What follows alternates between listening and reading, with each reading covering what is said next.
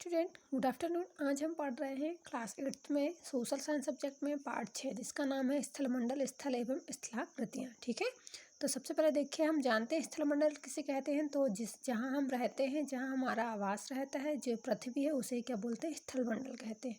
ठीक है, तो और इसी प्रकार पृथ्वी की संरचना किस प्रकार, तो हम जानते हैं पृथ्वी की संरचना किस प्रकार है, अंडाकार है। शैल या चट्टान किसे कहते हैं? स्थलाकृतियों के मुख्य स्वरूप कौन से हैं? भूपृष्ठ पर परिवर्तनकारी आंतरिक शक्तियाँ कौन कौन सी हैं? तो देखिए, आज हम इस पाठ में इन सब के बारे में जानते हैं।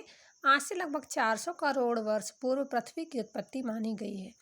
तब से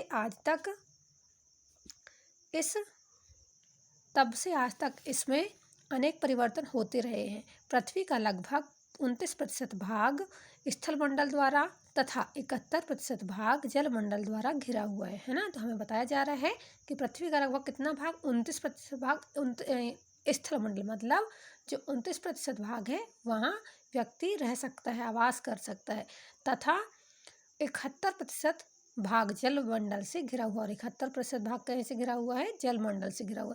ये दोनों वायु के आवरण से घिरे हुए हैं। इस प्रकार हमारी पृथ्वी पर 3 प्रमुख मंडल हैं जिन्हें स्थलमंडल, जलमंडल एवं वायुमंडल कहा जाता है। स्थलमंडल पृथ्वी का सबसे महत्वपूर्ण भाग है। जिस पृथ्वी पर हम रहते हैं वह सभी जगह एक समान नहीं है। यहाँ पर बड़े बड़े ऊंचे पर्वत शिखर, बड़ी बड़ी नदियाँ और घाटियाँ पाई जाती हैं।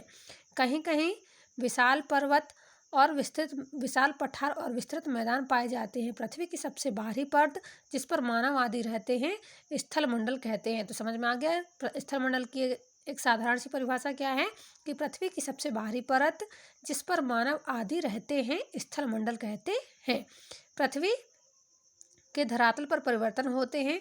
धरातल पर 2 प्रकार के परिवर्तन होते दिखाई देते हैं। पहला होता है आकस्मिक परिवर्तन और दूसरा होता है धीमी गति वाले परिवर्तन। उपरोक्त तो दोनों प्रकार के परिवर्तन आंतरिक एवं बाह्य प्राकृतिक शक्तियों तथा प्रक्रियाओं द्वारा होते हैं। आंतरिक शक्तियाँ में ज्वालामुखी एवं भूकंप प्रमुख है, तो बाह्य शक्तियों में बहता जल, पवन, हिमानी और समुद्री लहरें ये धीमी गति से धरातल पर परिवर्तन करती रहती हैं। अब हम जानते हैं पृथ्वी की संरचना। तो पृथ्वी की आंतरिक संरचना का रहस्य मानव के लिए सदैव से कौतूहल का विषय रहा है। मतलब यानी जो पृथ्वी की आंतरिक संरचना है उसको हमेशा से ही व्यक्ति आश्चर्यचकित से सोचते रह रहा है कि पृथ्वी की संरचना है किस प्रकार की। भूगर्भ के संबंध में हमारा ज्ञान आज भी सीमित है। इधर वैज्ञानिकों ने खदानों की खुदाई, ज्वालामुखी की संरचना, ज्वालामुखी उद्भेदन, भूकंप तरंगों के आधार पर भूगर्भ की संरचना के संबंध में जानने के प्रयास किए हैं।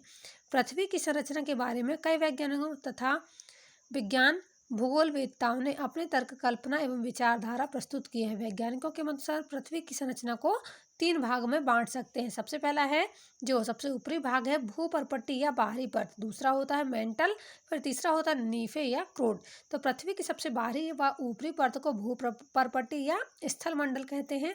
इसी पर प्राणी एवं जैव जगत पाया जाता है। महाद्वीप, महासागरों, ये देखिए हमको पृथ्वी के यहाँ चित्र दिया गया है। आंतरिक संरचना ये होता है नीफे, सबसे आंतरिक है ना, फिर ये सीमा और ये सियाल, ये ऊपरी परत है भूपर्पट्टी, फिर ये इसको सियाल कहते हैं, सीमा और ये नीफे।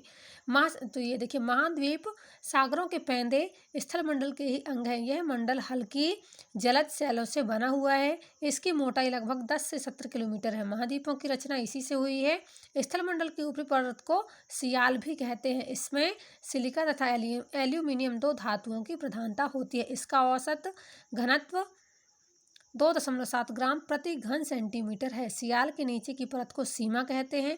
इसमें सिलिका और मैग्नीशियम धातुओं की प्रधानता है। भूपर्पट्टी बाहरी परत के नीचे मेंटल है। इसकी गहराई 70 से 2900 किलोमीटर है। इसमें ओलिवाइन और पाइरोक्सिन खनिजों की प्रधानता है।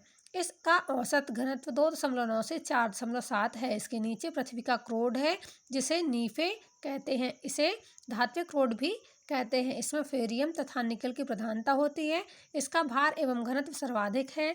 इसका औसत घनत्व 13.0 है। यह भाग 2900 किलोमीटर गहराई से 6400 किलोमीटर अर्थात पृथ्वी के भीतरी केंद्र तक फैला हुआ है। ये किसका बता रहा है हमको? नीफे का, है ना।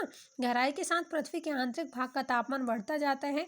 पृथ्वी के अंदर प्रति 32 मीटर की गहराई पर 1 अंश सेल्सियस तापमान बढ़ता बढ़ जाता है। पृथ्वी के आंतरिक भाग में तापमान की अधिकता के बावजूद आंतरिक सैलें तथा धातुएं पिघलती नहीं, ठोस रहती हैं। इसका मुख्य कारण उन पर बाहरी परतों पर का दबाव बना रहता है। तो ठीक है, यहाँ हम जानते हैं क्या पृथ्वी की संरचना के बारे में जाना हमने। अब हम इसका अगला वीडियो बनाते हैं, उसमें बताते हैं हम सैल या चट्टान के बारे में। ठीक है बच्चों, तो जब तक आप इस वीडियो को देखिए, पढ़िए और समझिए। धन्यवाद।